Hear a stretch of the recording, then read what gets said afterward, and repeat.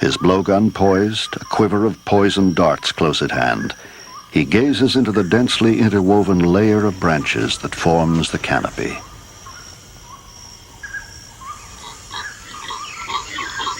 Ten stories above the forest floor, an unsuspecting woolly monkey searches for food.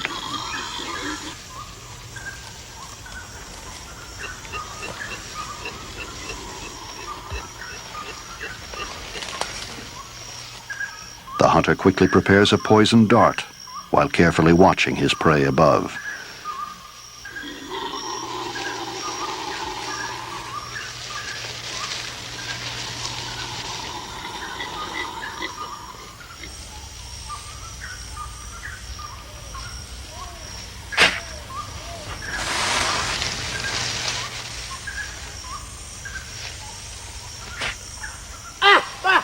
With deadly accuracy, the final dart pierces the monkey's heart, and soon its struggles cease.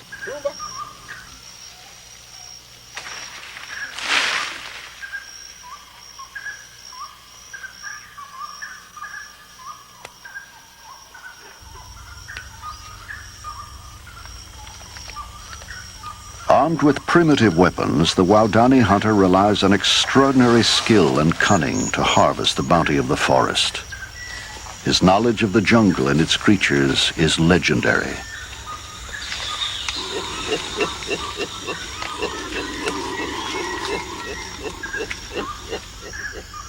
The canopy of the rainforest harbors an abundance of life.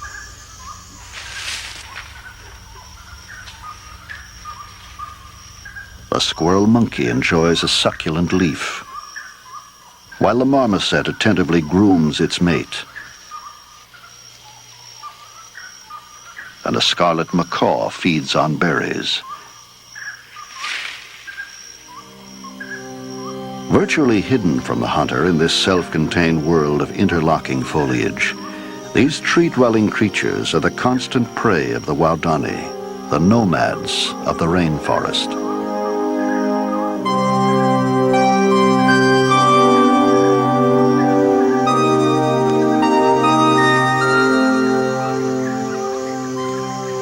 Long considered to be one of the most fierce and hostile tribes in the Amazon, the Waodani have lived in almost total isolation for centuries.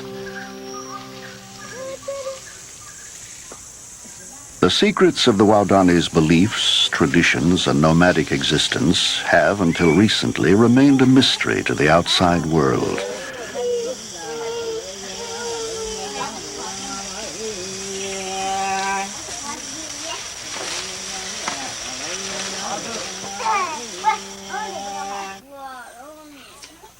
The Waodani are an ancient tribe, having no form of writing nor any clearly defined history. In their society, there are no leaders, no chiefs. Men and women's roles are considered equal. And yet, as their Stone Age lifestyle is being revealed to us for the first time, we are discovering that their lives are filled with paradox.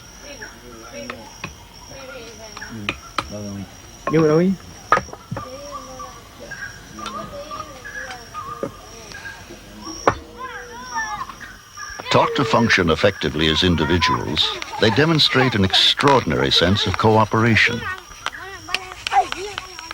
And while historically hostile to those outside the family group, life within it is peaceful and harmonious. Children are gently accorded the same freedoms as adults and are encouraged to participate in the important rituals of the tribe. As one of the few remaining Stone Age cultures in the world, the Waodani represent a unique living link to our distant past.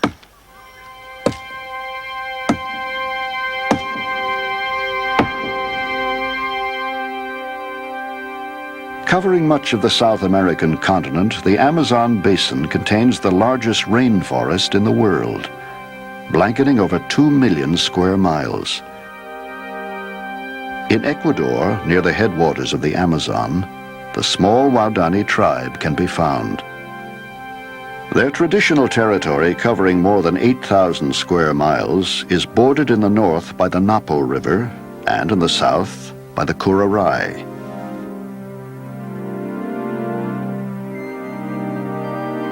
For centuries, the Waodani have fiercely defended their hunting grounds from the Quichua and the Saparoan tribes of the surrounding jungles. And they were hostile to any attempts at intrusion from the outside world. They were referred to by all who knew them as Aucas, or savages.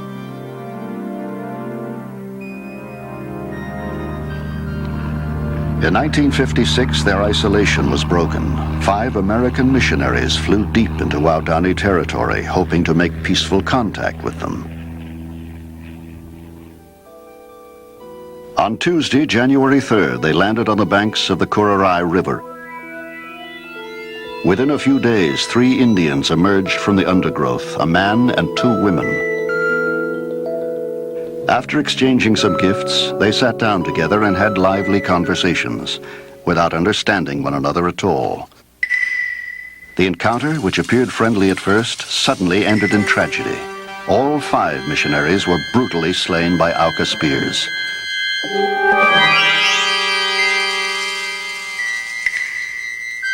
Their camera, recovered from the scene, recorded the last pictures taken before the missionaries' deaths.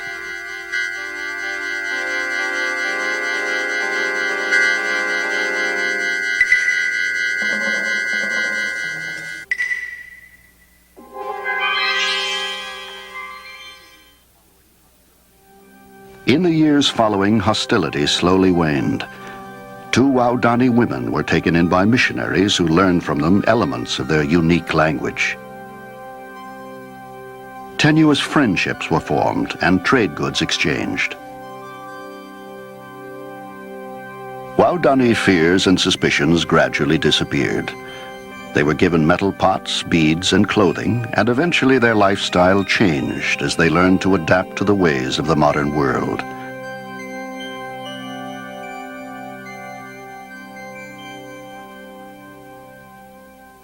By the late 1960s, most of the 500 Waodani were moved to a small tribal settlement in the jungle, established for them by the government as a protectorate.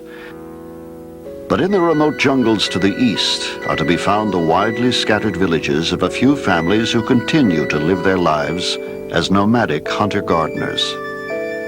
Yet even their isolation is coming to an end. Road builders have come within 50 miles of their homes. Commercial hunters are depleting the game. Oil workers are invading their jungles, and casual tourists with the common cold often bring pneumonia and death. Explorer Grant Berman, realizing that the Waodani Stone Age lifestyle would soon vanish, organized and led an expedition to film their ancient culture before it disappeared.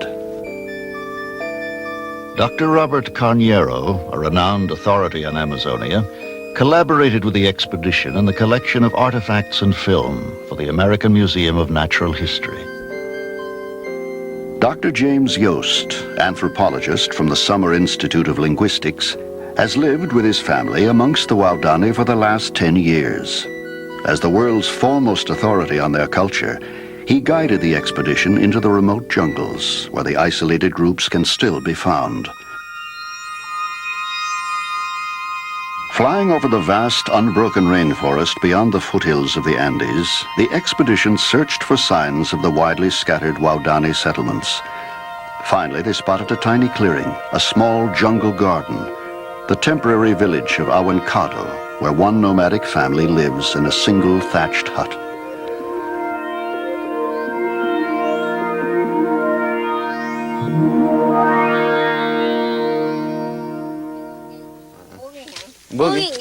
Hả? Bugingan. Enggak. Ya pana mami. The Waodani are linguistically unique. Their language bears no known relationship to any other in the world. As one of the few outsiders who speaks their language, Dr. Yost was able to record the genealogies of 5 Waodani generations. Dr. Yost recalls, "It was not until I began to collect their life histories that I realized how thoroughly violence had permeated Waodani life. They weren't just hostile to outsiders. They had also been incredibly hostile to each other. I learned that over a period of 5 generations, fully 70% of Waodani males had been killed in spearing raids. Kampati was the oldest male in Awankado. When I interviewed him, he recalled that when he was a young man, every adult male kept his hardwood spears sharpened and ready, not just to hunt game, but to raid neighboring villages.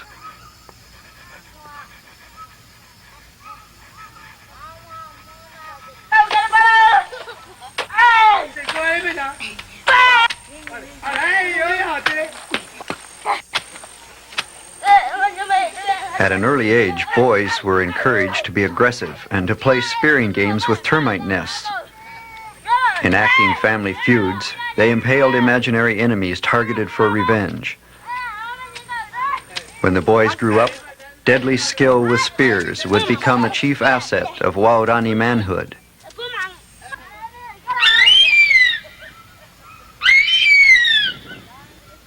A fierce pet harpy eagle was often tethered nearby. With its acute hearing, it served as a sentry and would scream a warning at the stealthy approach of enemies. Spearing raids have been a brutal reality in Waodani life. The family histories were filled with terrifying memories. It was not until the Waodani understood the message brought by the missionaries that they were able to cease hostilities.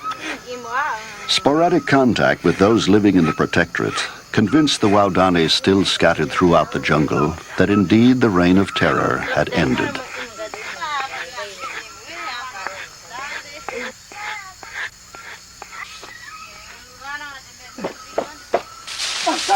Today, the era of revenge killings is over, and the Waodani use their spears to hunt uda, peccary, the elusive wild boar of the forest.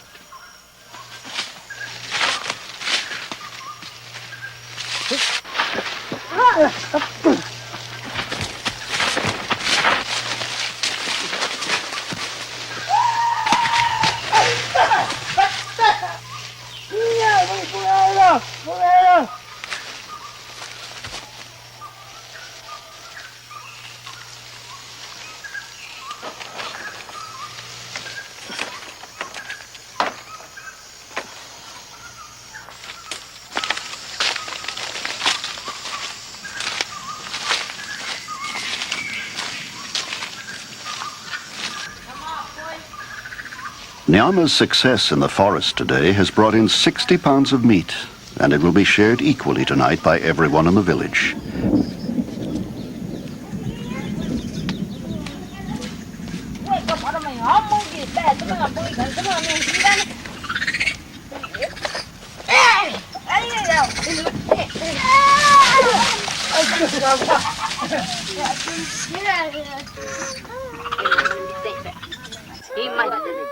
The 4 related families, each with a cooking fire in the corner of the hut, live in close harmony.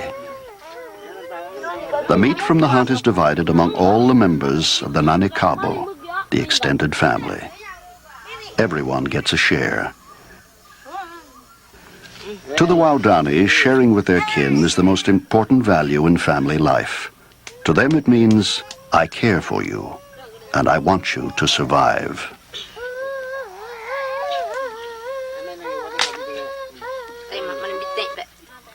Waodani men enjoy no special status in the family. There is no family hierarchy.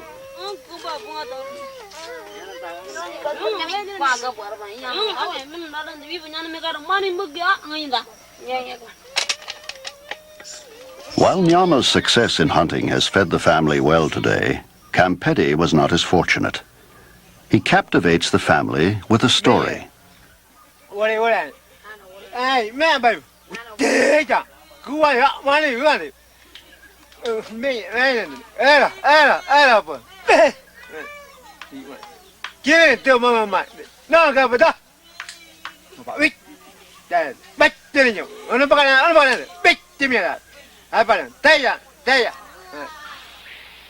To the Waodani, Minyi, the jaguar, is the most powerful and respected jungle predator.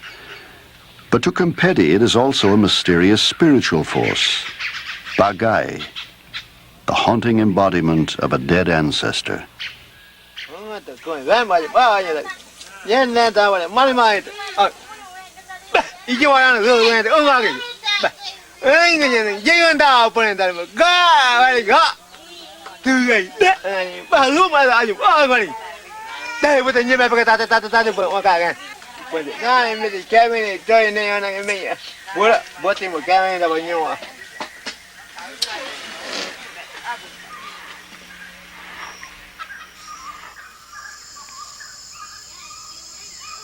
As dusk approaches, families gather together in front of the thatched longhouse to groom each other, removing jungle insects acquired during the day's activities.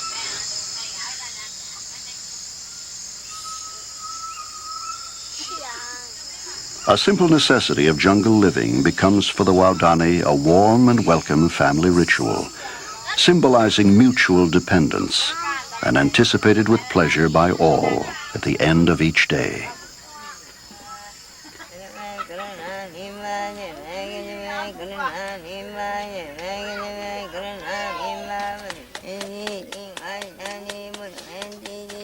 As darkness slowly envelops the surrounding forest and the sounds of the jungle come alive, small fires crackle into the night. Weka reflects on the adventures of her day, while Minyemu repeats an ancient chant. Her songs inspire hope for a fruitful harvest.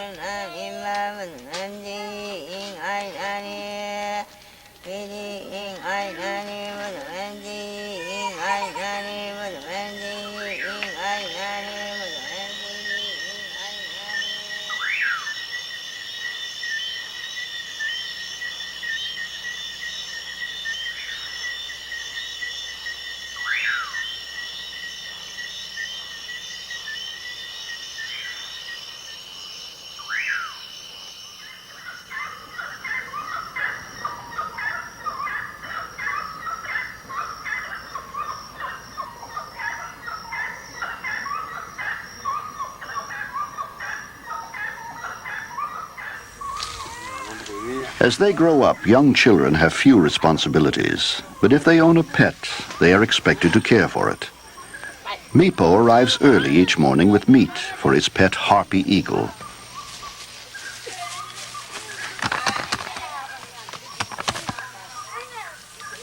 The voracious harpy keeps Mipo busy. It is he who must hunt for the eagle's food.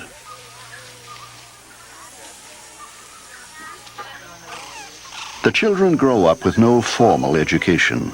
Learning is spontaneous and unstructured. The wide variety of pets kept in the village provide the children with practical lessons in wildlife.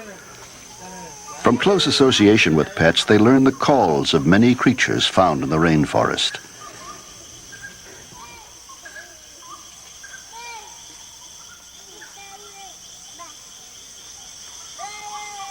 The children's senses will become so acute that eventually they will be able to detect some species from the smell of urine dripping on the leaves up to 40 feet away in the jungle.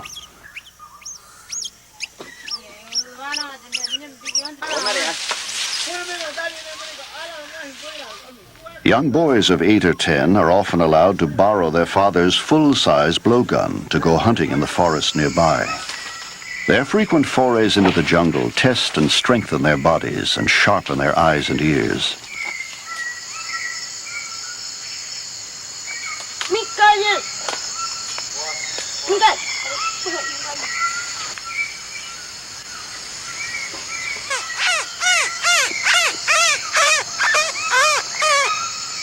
Mipo imitates an ant wren with the hope of luring it close enough for a shot.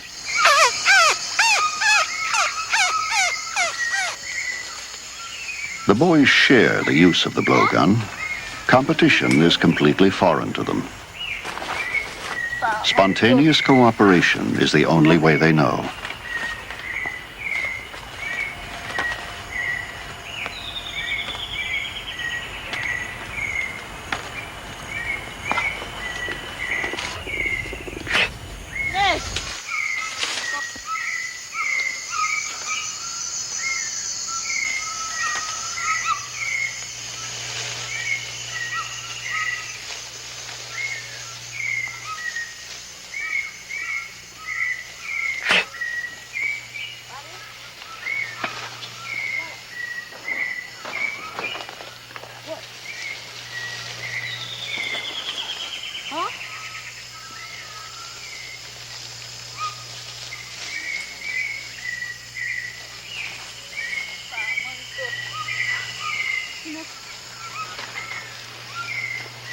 For Awa and Mipo, hunting is a joyful preparation for the serious responsibilities of manhood.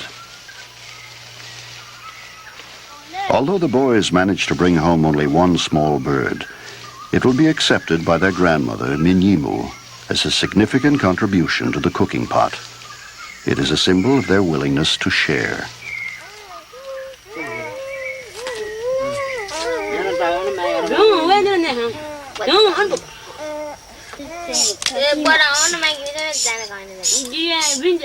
The woman's role in Waodani life, though different from the man's, is accorded equal status. The growing, gathering, and preparation of jungle crops is considered as important as bringing meat home from the hunt. Girls learn their role in family life by example from their mothers.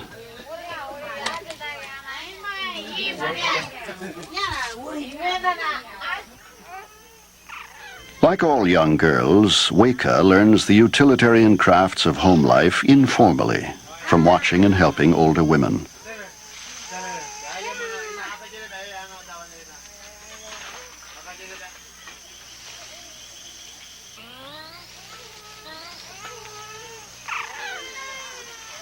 As her aunt, Awame, assists, she practices weaving a string bag. All Waodani life revolves around such kinship interdependence.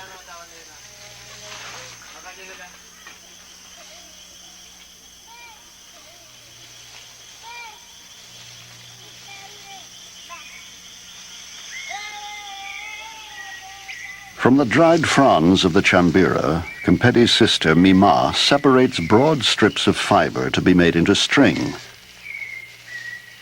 The fibers are rolled and twisted into cord.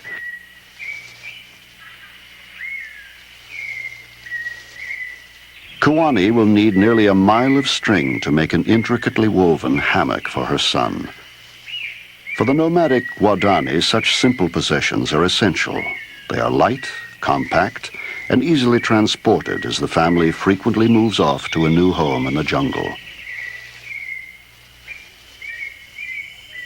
While living with the Waodani, anthropologist Dr. Yost learned that despite their almost total isolation, some useful implements have found their way into the village. Dr. Yost recalls, Whenever I could, I recorded the older Waodani's childhood memories. Kempeti could remember the days of his youth not so long ago when his people used stone axes.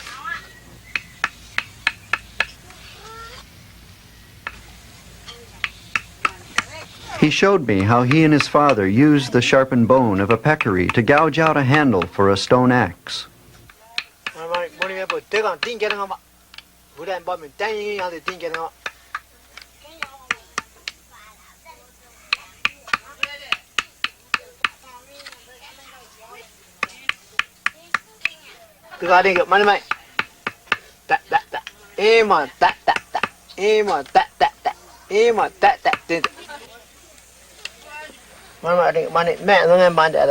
The Waodani made handles for stone axes, but they did not fashion stone blades. These they found on the jungle floor, left behind by other cultures. When they found stone axes in the jungle, the Waodani did not even associate them with man, but believed them to have been made by Wangongi, the creator.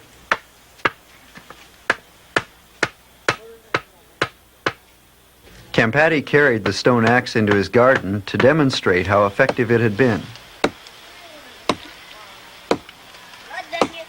Using deliberate, evenly paced strokes, he patiently chopped for almost an hour to cut down one small tree. Felling the forest giants must have been incredibly strenuous work with these meager tools. And yet, the Waodani have no word for work. To Kempeti, it is just awengi, awengi, awengi, chopping, chopping, chopping.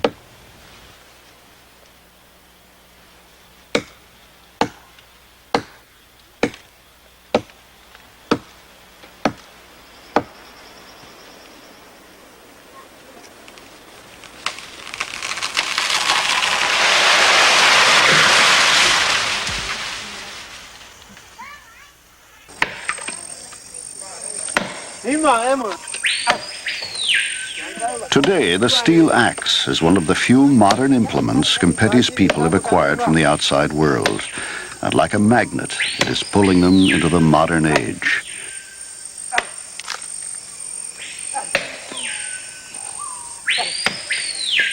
While men chop trees, it is the women who understand the complicated task of gardening.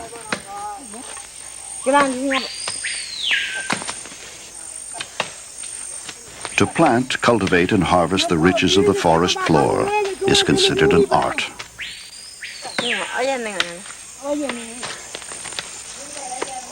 When asked if men ever do gardening, Mima laughed. Men? They could never do it right. They'd ruin it. They only know how to chop. Awengi, awengi, awengi.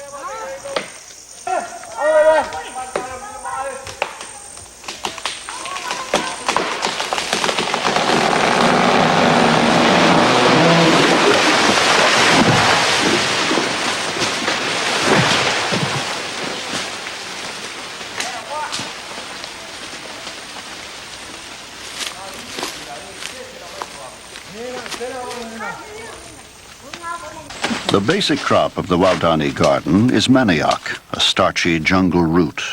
It is part of almost every meal. As the manioc slowly matures, other plants are intercropped in the garden. Peanuts, corn, plantains, sweet potatoes, and yam beans. Thus the Waodani managed to extract a wide variety of crops from a single garden, with a harvest of manioc as their favorite reward.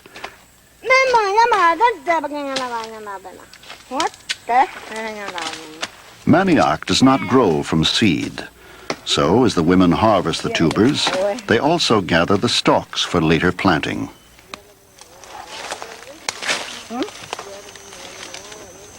But the rainforest grows on a thin layer of impoverished soil. Since most of the nutrients are held in the living vegetation, the soil will support only a few harvests.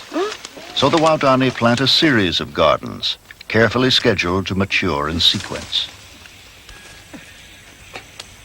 The cycle of planting and harvesting, abandoning the old gardens and moving on to the new, is continuous.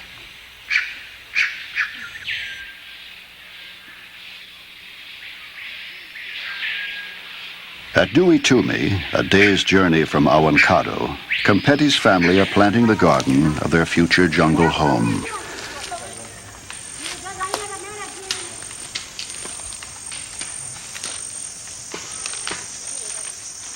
The men leave the large trees standing to shade the women from working in the blazing sun, to protect the soil from the sun and frequent torrential rains.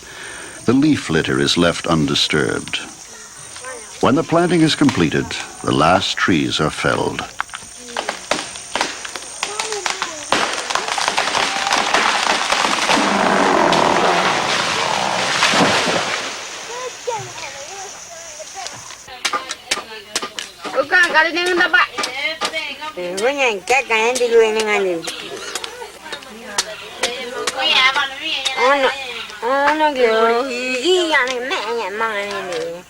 The garden crops, like meat from the hunt, may be shared by the Waodani, but the women of each family prepare meals separately at their individual cooking fires.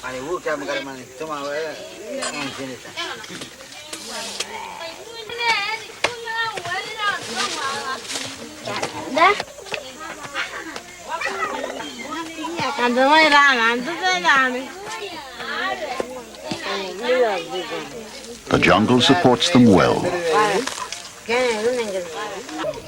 The fruit of the chonta palm is one of the most prized delicacies of Waodani diet. The towering trees bear fruit only once a year, and except for Waodani ingenuity, it would be out of reach. Rings of spiky thorns guard the chonta. The trees are impossible to climb.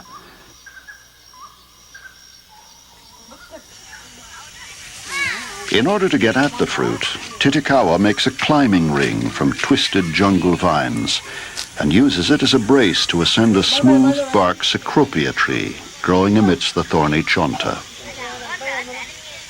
The conveniently located climbing tree did not grow beside the fruiting palms by chance. It was planted there by Titicaca years before.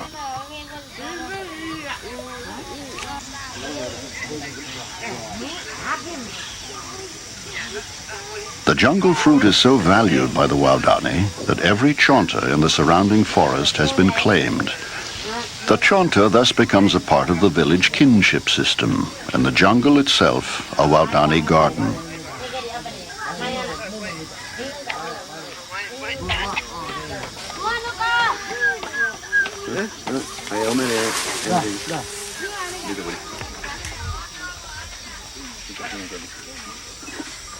As he gathers fruit from his chonta palm, Titicaca proudly claims ownership.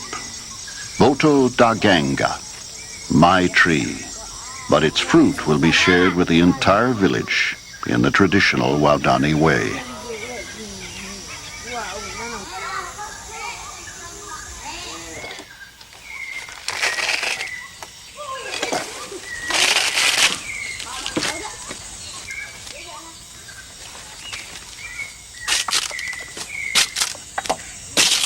The wood of the chonta palm, as well as its fruit, plays a central role in Waodani life. The hard trunk is used to make the hunter's most prized possession, his blowgun. Competi starts by splitting off two matching sections of chonta palm. There are no specialists in Waodani society. Each individual is expected to make his own hunting weapons. When the tribe relied on stone implements, making a blowgun took more than 2 months to complete. Now, with metal blades, it takes only 2 weeks. Competi shaves one side of each section flat to form a bonding surface.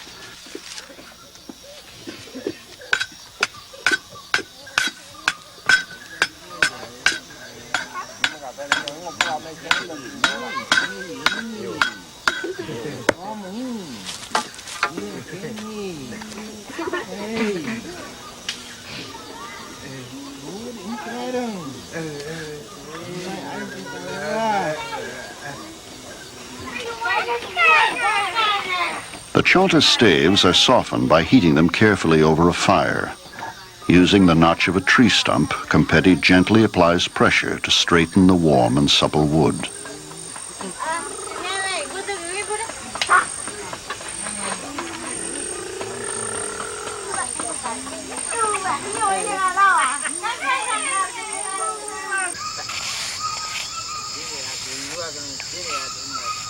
Darts for blowgun hunting are shaved needle-sharp from the stems of chambira palm.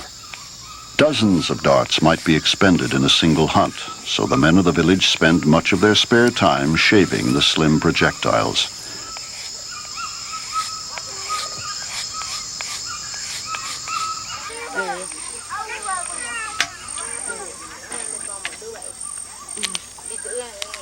The twin halves of the blowgun are each grooved separately with a broken machete blade. Competi cuts patiently, aligning a narrow groove by eye. Each groove must be perfectly straight and perfectly matched to its mate.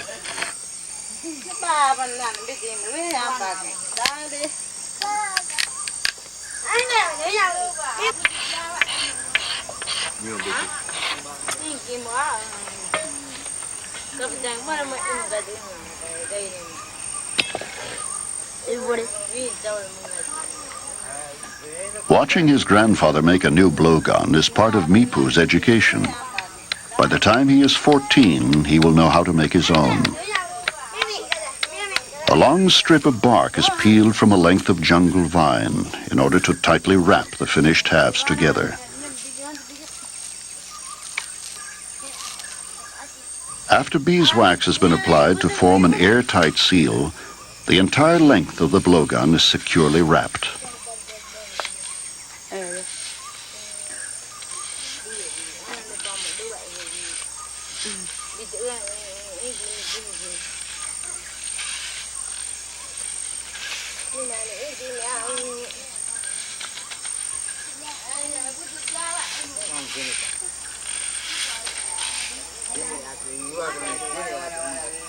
Using water as a lubricant and ever finer grades of sand and clay as an abrasive, Campetti reams the bore of his blowgun and polishes it to a fine sheen. His attention to detail is meticulous. After a full week of polishing, the bore will be as smooth as that of a fine shotgun. Unlike other Amazon tribes that have developed snares and traps of many kinds, the Waodani relies solely on spears and the blowgun to harvest the bounty of the forest.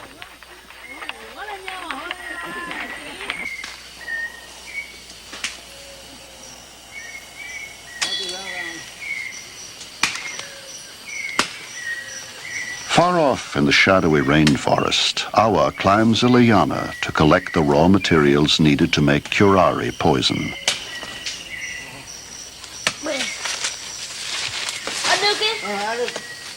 His uncle, Titikawa, spotted this special vine a month ago while on a hunt.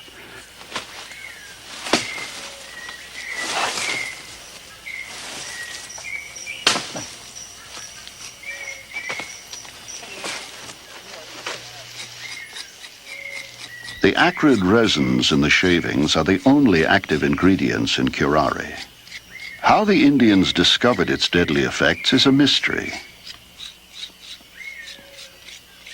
Even concentrated curare becomes deadly only if it enters the bloodstream. Yet it has been used in blowgunning for hundreds of years.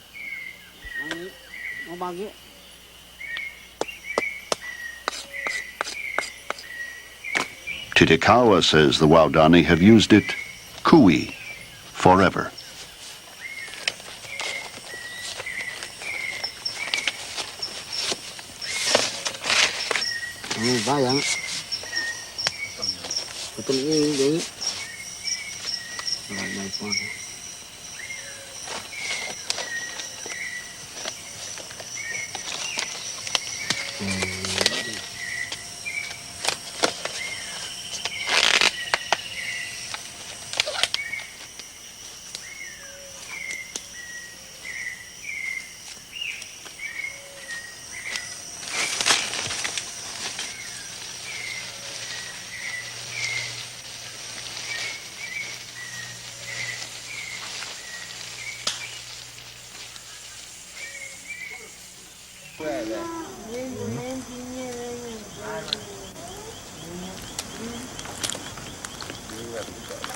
The top of the bundle of palm is chopped off and becomes a funnel. When water is poured through the shavings, it leaches out the resins, and the funnel becomes a poison percolator.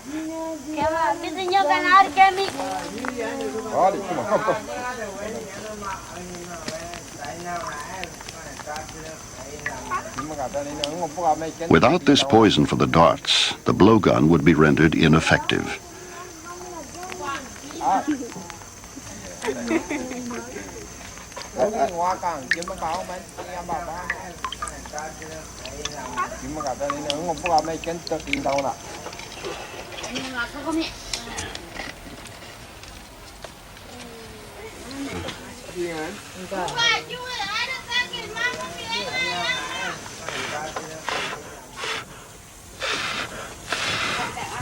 The liquid is then heated to a boil, thickened, and concentrated.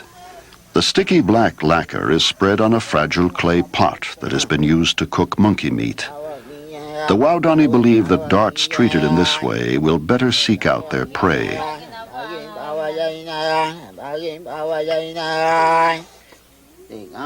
This ritual is an integral part of Waodani belief. Titikawa hopes to enhance the poison's strength by singing a hunting song.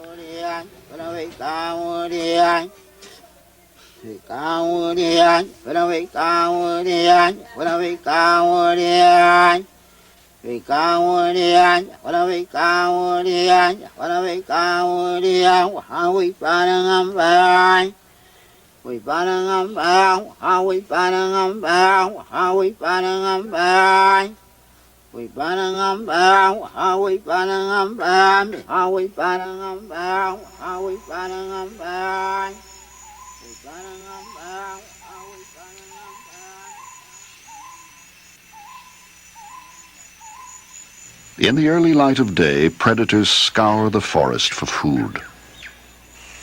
A harpy eagle, clutching a woolly monkey in its talons, skims over the towering trees of the rainforest as it wings its way back to its nest.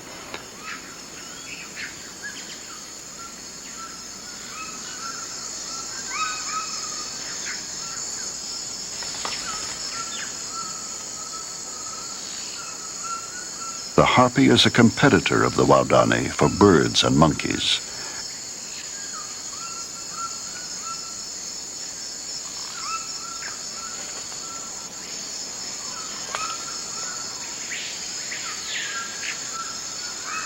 Like the Waodani, the harpy requires vast hunting grounds to survive.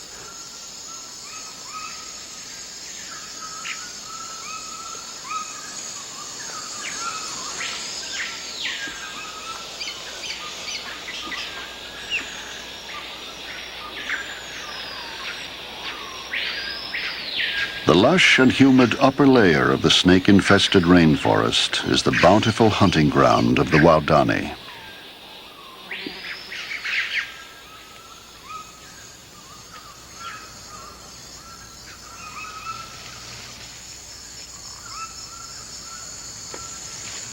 Far from the village, Kempeti stalks silently through the dense undergrowth, peering into the canopy far above in search of monkeys.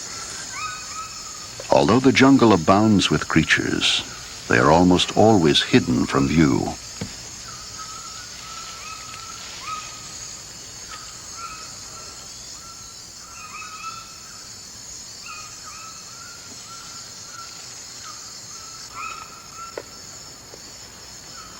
An emerald tree boa lurks ominously overhead.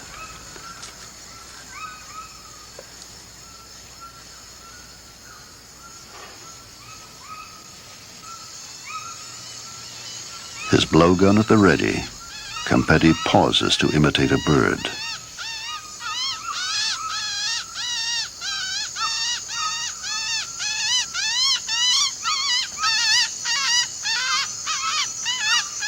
Because the araceli is busily feeding on berries, Kempeti is unable to lure it close enough for a shot, so he moves on silently, deeper into the jungle.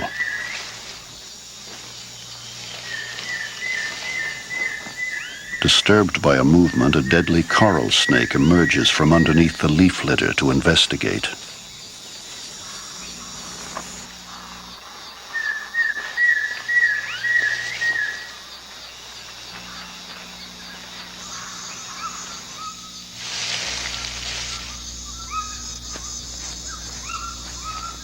As Kempeti proceeds deeper into the forest, he stops intermittently to call in howler monkeys.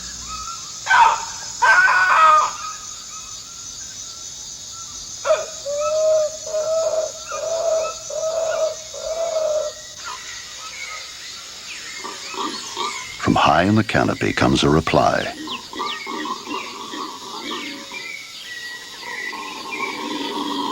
On today's hunt, Kempeti's 7-year-old grandson Awa has come along to help.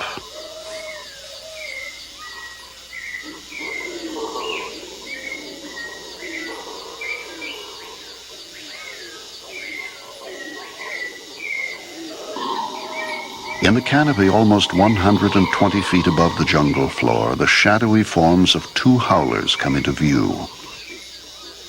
Kempeti prepares a poisoned dart and notches it with the razor-sharp teeth of a piranha jaw. If the monkey tries to pull out the dart, the poison tip will break off, remaining in the wound to do its deadly work. Kempeti must act quickly or the monkey will flee.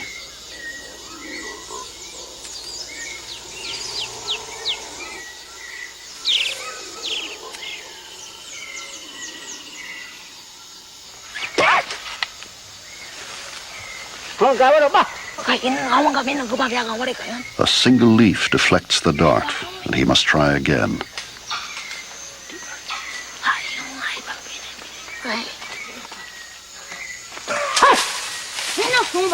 A hit. But one dart is not enough for a 20-pound howler.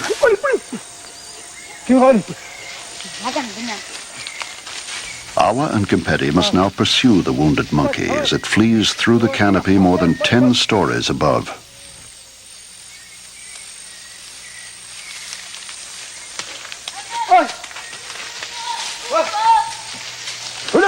The pursuit will take them over a distance of several miles, and in the ensuing 3-hour chase, Kempedi will expend almost 30 darts.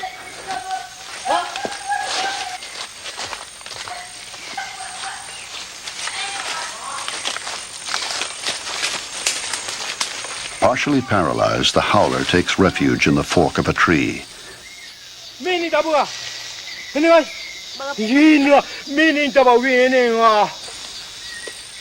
In this crucial phase of the hunt, Awa learns to provide essential help.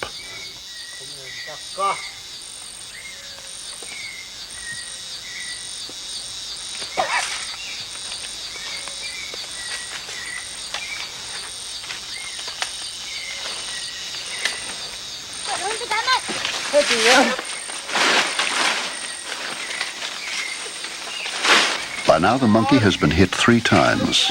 It is beginning to slow down and is easier to follow.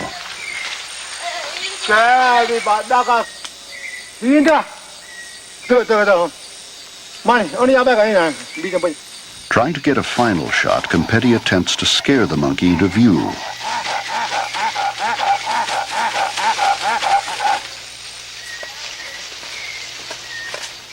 Shot! Shot!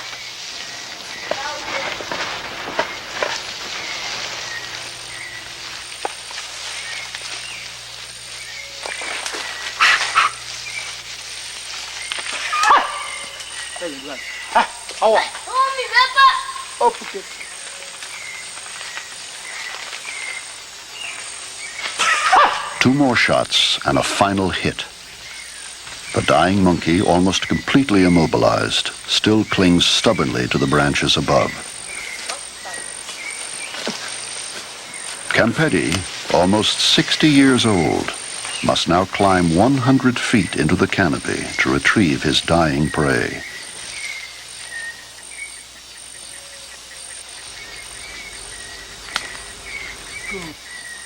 Leaving the relative safety of the jungle floor, he enters the monkey's own environment to try to bring it down. Hey!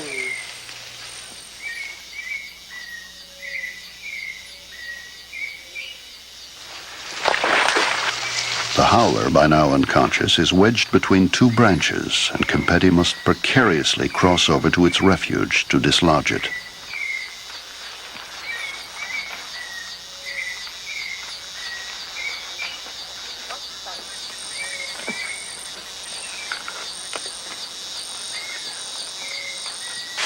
Hey!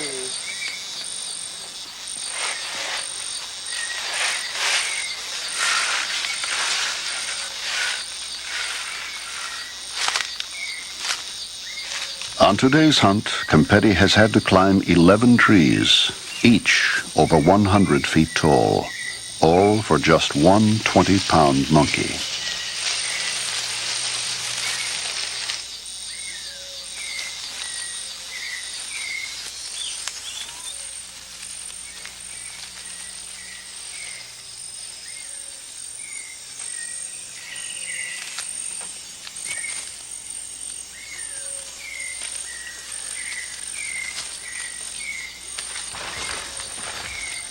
Before starting the long journey home, Kempedi takes a dart from his quiver and silently marks the trail.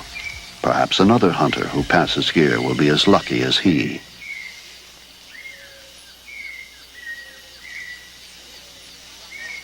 Kempedi, wearily returning home with his meager reward, tells Awa that the monkeys are getting scarce. We had to go too far today. Perhaps it is time to move on to a new place. To Dewey Toomey.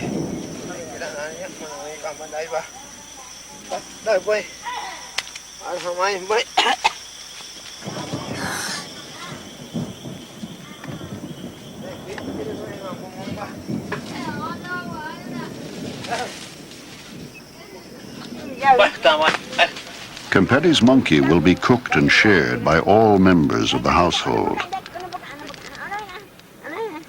Other hunters have returned tonight with no meat at all. The portions will be small, but everyone will get a reassuring share.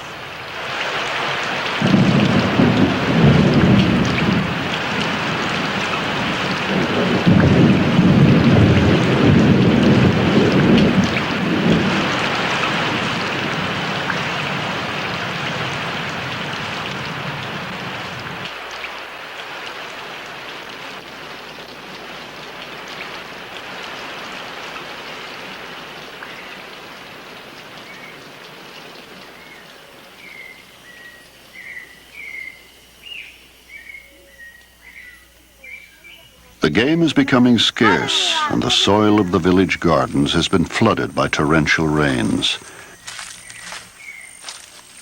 It is time to gather in the final harvest and to leave, to seek the abundance of the forest elsewhere.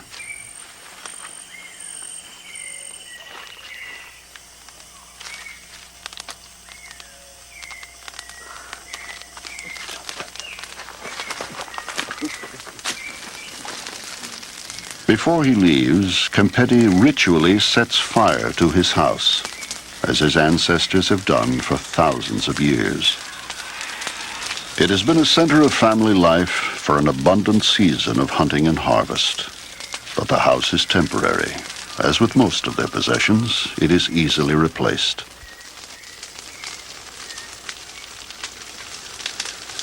Kempedi's family have already begun their journey to Duitumi, where they will build anew.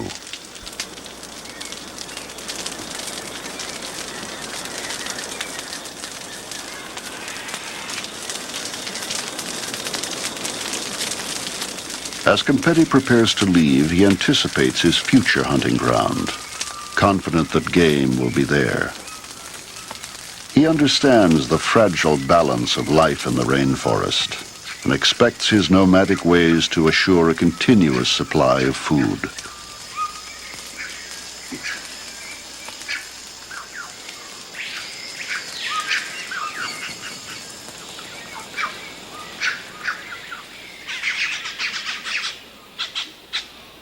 The rainforest is the Waodani's home, upon which their very lives depend.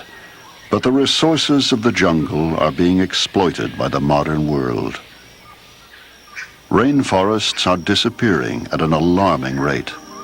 By the time Kempedi's family completes the day's journey to their new jungle home, some 10,000 acres of Amazon rainforest will have been destroyed. As the towering giants fall, the game will disappear, and Kempedi's world will be in peril. Unless we can reverse this destruction, the traditional Waodani way of life will be extinguished forever, and the rainforests will echo with silence.